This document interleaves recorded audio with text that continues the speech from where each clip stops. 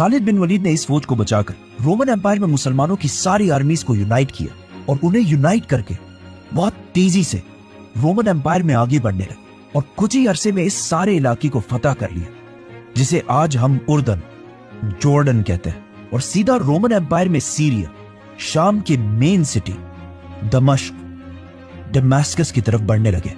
लेकिन जैसे ही मुसलमान उस सिटी के करीब पहुंचने लगे तो यहां से बहुत दूर मदीना में मुसलमानों के खलीफा अबू बकर रज़ियल्लाहु अन्हु की तबीयत अचानक खराब हो गई और जैसे ही मुसलमानों की फौज ने रोमन एम्पायर की मेन सिटी दमास्कस को हर तरफ से घेर लिया तो उसके सिर्फ 2 दिन बाद मुसलमानों के पहले खलीफा अबू बकर रज़ियल्लाहु अन्हु इस दुनिया से चले गए। लोग नॉर्मली अबू बकर रज़ियल्लाहु अन्हु की खिलाफत को इतना क्रेडिट नहीं देते, लेकिन अगर देखा जाए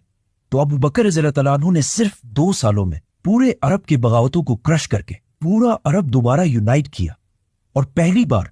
कुरान को एक बुक की शक्ल में कंपाइल किया और एक ही टाइम पर उस वक्त की 2 बड़ी सुपर पावर्स रोमन और पर्शियन एम्पायर पर हमला करके उनसे इन सारे इलाकों को फतह कर लिया। और इन सब कामों के दौरान एक दिन हजरत उमर रज़ियल्लाहु अन्हु ने देखा कि अबू बकर रज़ियल्लाहु अन्हु हर सुबह कहीं दूर किसी के घर जाते हैं। जब उन्होंने उनका पीछा करके पता किया तो पता चला कि अबू बकर रज़ियल्लाहु अन्हु इतने बिजी कामों में भी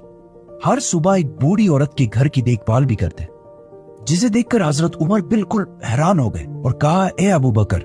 तुमने अपने बाद आने वाले खलीफाओं को ऐसी एग्जाम्पल कायम करके बहुत मुश्किल में डाल दिया। अबू बकर रज़ियल्लाहु अन्हु तो दुनिया से चले गए, लेकिन उनके बाद उनकी औलाद का दुनिया पर बहुत बड़ा इन्फ्लुएंस रहा है, जैसे कि इमाम जाफर अस-सादिक और इमाम जौजी जैसे बड़े बड़े स्कॉलर्स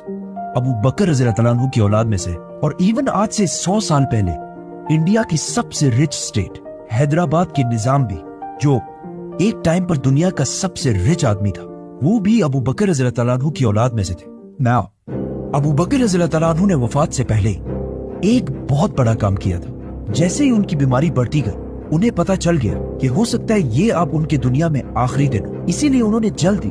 अपने सारे ट्रस्टेड एडवाइजर्स को बुलाया और उन सारों को पहले से बता दिया कि मेरे बाद मुसलमानों के इस इतनी बड़ी एम्पायर का दूसरा खलीफा